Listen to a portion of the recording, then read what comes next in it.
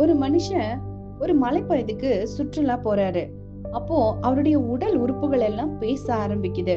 சுற்றிலும் இருந்த அழகை பார்த்து அவருடைய கண், ஆஹா, எவ்வளவு அழகா இந்த மலை இருக்குது அப்படின்னு சொல்லுச்சு.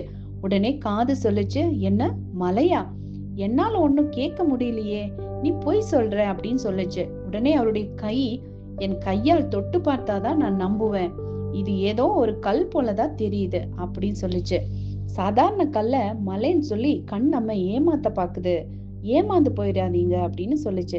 உடனே மூக்கு, மலை அப்படின்னா ஏதாவது ஒரு வித்தியாசமான ஸ்மெல் இருக்கணும் இல்லையா, என்னால எதுவும் நுகர முடியலையே, அதனால மலை அப்படின்னு ஒண்ணு கிடையவே கிடையாது அப்படின்னு சொல்லுச்சு.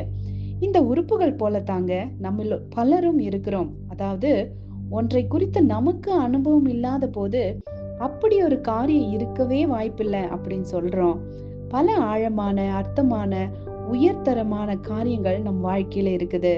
உணர்வு பூர்வமாக அதை உணரும் தன்மை நமக்கு இல்லாததுனாலதான் அதை நம்ம நம்ப மறுக்கிறோம்.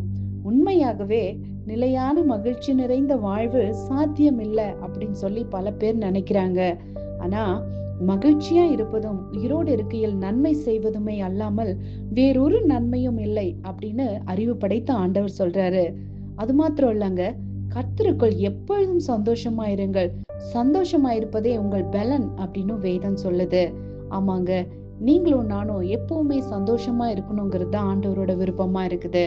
அதனால நம்ம ஒரு காரியத்தை அனுபவிக்கல அப்படிங்கிறதுக்காக அது இல்லைன்னு நம்ம சொல்லக்கூடாது.